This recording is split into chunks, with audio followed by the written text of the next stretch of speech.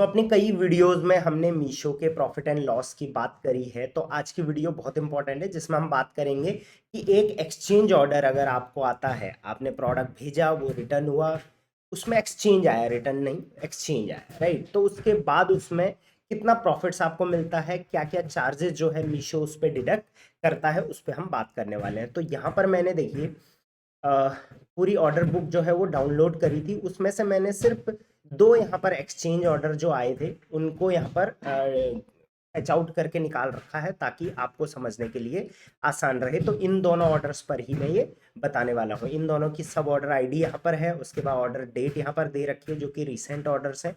उसके बाद dispatch date, product name, supplier, SKU ID वगैरह वगैरह यहाँ पर सारी चीज़ें दे रखी हैं। उसके बाद आप देख सकते हैं 210 रुपये का और 155 रुपये के ये प्रोडक्ट थे, जो कि आप देख सकते हो धीरे धीरे जो जो भी इनके चार्जेस हैं वो सब यहाँ पर मेंशन है। उसके अलावा अगर इस पर कोई एक्स्ट्रा चार्जेस जीएसटी वगैरह लगा है वो भी सारा यहाँ पर मेंशन है। तो इस तरीके से इसको समझना थोड़ा मुश्किल है, इसलिए मैंने आप लोगों के लिए अलग अलग से शीट बना दी है जिसमें आपको समझ में आ जाएगा कि एक्चुअल में एक एक्सचेंज ऑर्डर पे आप कितना पैसा बनाते हो। तो देखिए एक्सचेंज ऑर्डर रेवेन्यू 210, तो आप यहाँ पर देख सकते हैं 210 रुपये का ये प्रोडक्ट बिका, प्लस 62 रुपीज़ शिपिंग चार्ज। इस पे 62 रुपीज़ अलग से शिपिंग चार्ज भी लगा कस्टमर को, तो 62 रुपये शिपिंग चार्ज का रेवेन्यू बना। तो टोटल रेवेन्यू आपका जो बना वो 272 रुपये यहाँ पर बना है। अब सबसे पहले वो प्रोडक्ट जब गया तो ऑब्वियसली उस पर जो शिपिंग लगी थी वो तो एक्स्ट्रा शिपिंग जो है वो मीशो ने ले ली थी। तो वो उस जाते समय उस पर कोई भी शिपिंग नहीं लगी। लेकिन अब वो प्रोडक्ट वापस आएगा आपके पास तो उस पर रिवर्स शिपिंग चार्जेस लगेंगे जो कि है 131 रुपये 36 पैसे। तो ये माइनस में है तो ऑब्वियसली आप समझ गए होंगे ये डिडक्शन हुआ है, और ये आपने ग्रीन में है तो ये आपने रेवेन्यू बनाया है। अब ये एक्सक्लूडिंग जीएसटी है, इस पे प्लस जीएसटी भी लगेगा, वो मैं आगे आपको बताऊंगा।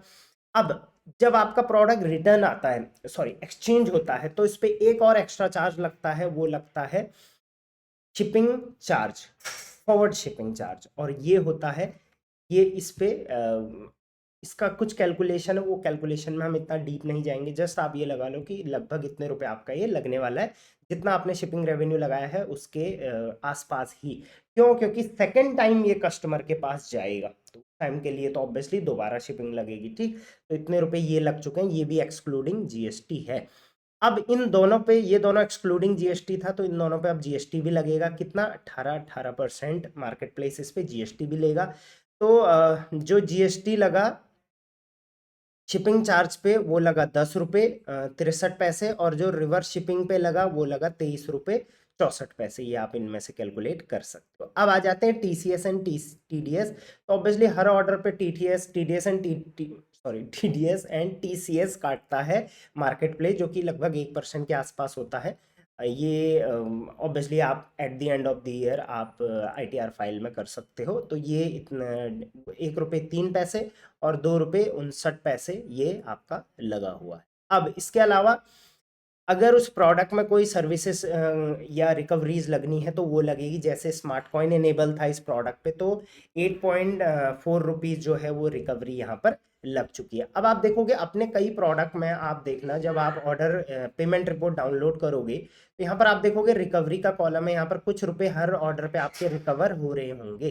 तो रिकवरी बहुत टाइप की होती है मीशो पर, उसकी लिस्ट जो है वो ये है कितने टाइप की रिकवरी होती है।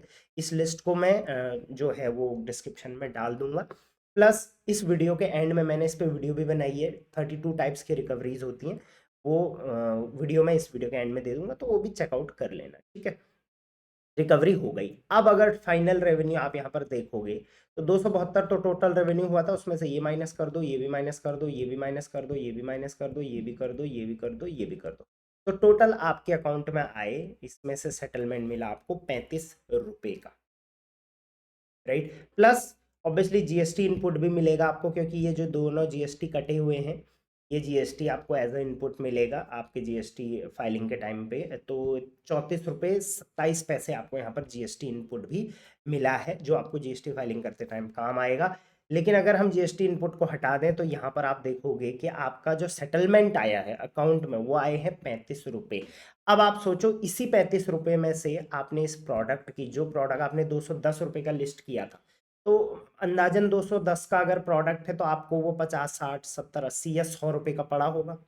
इसी तरीके से सेलर अपना जो प्राइसिंग है वो करते हैं।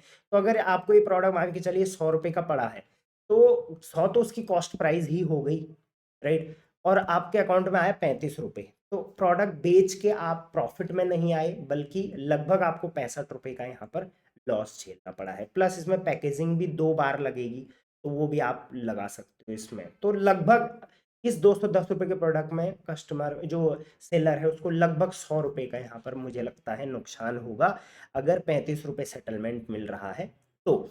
उसके अलावा दूसरा प्रोडक्ट अगर आप यहाँ पर देखोगे तो इसका प्राइसिंग जो है बहुत कम रखा है सेलर ने। तो इस वजह से इसका जो नेट सेटलमेंट आप देखोगे, जहां पर पिछले वाले का 35 था, तो इसका 13 रुपये का सिर्फ नेट सेटलमेंट आ रहा है। कैन यू बिलीव इट, 13 रुपये का नेट सेटलमेंट। अब आप सोचो 13 रुपये का नेट सेटलमेंट है तो इसमें कॉस्टिंग वगैरह मिला जुला के कितना हो जाएगा, मुझे लगता है -200 हो जाएगा, राइट? तो इस चीज़ का आप हमेशा ध्यान रखना कि प्रोडक्ट की प्राइसिंग कुछ इस टाइप से करना कि उसमें एक्सचेंज ऑर्डर्स जब भी आते हैं उनका रिइंबर्समेंट भी हो जाए, एटलीस्ट इतना मार्जिन आपके प्रोडक्ट में रहे, क्योंकि इसमें एक बार रिवर्स शिपिंग और एक बार शिपिंग चार्ज लगने वाला है। प्लस जो शिपिंग पहले ले रखा है मार्केट प्लेस ने वो भी इसमें से हटेगा ही हटेगा ऑब्वियसली। तो इस वजह से इस चीज़ का आप ध्यान रखना। एक्सचेंज ऑर्डर आपके पास कितने आते हैं ये आप मुझे कमेंट में बताना, ताकि और सेलर्स को भी आइडिया हो जाए कि कितने एक्सचेंज ऑर्डर एक्चुअल में मार्केट प्लेस पे आते हैं। वैसे तो बहुत कम रेशियो रहता है, बट फिर भी कई रेशियो में एक्सचेंज ऑर्डर होता है। तो आप मुझे कमेंट में बताओ कि आपका कितने एक्सचेंज ऑर्डर आते हैं। डेली बेसिस पे आप बता सकते हो या वीकली बेसिस पे। डेली का एक आता है तो वो बता सकते हो जब ज़्यादा ऑर्डर है, और अगर कम है तो वीकली का बता सकते हो, एक आते हैं, दो आते हैं, कितने आते हैं। और इस टाइप की बेसिक वीडियोस आपको चाहिए तो आप मुझे कमेंट कर देना, आप मुझे उनके टॉपिक्स बता सकते हो, मैं ज़रूर आप लोगों के लिए वीडियो लेके आऊँगा। अगर अमेज़ॉन फ्लिपकार्ट पर भी आप ये एक्सचेंज ऑर्डर्स का कैलकुलेशन देखना चाहते हो, तो अमेज़ॉन पे देखना चाहते हो तो अमेज़ॉन टाइप कर देना, और फ्लिपकार्ट पे चाहते हो तो फ्लिपकार्ट कमेंट कर देना। चलिए, till then thank you very much, keep selling on Meesho, और हाँ, लाइक ज़रूर कर देना, ठीक।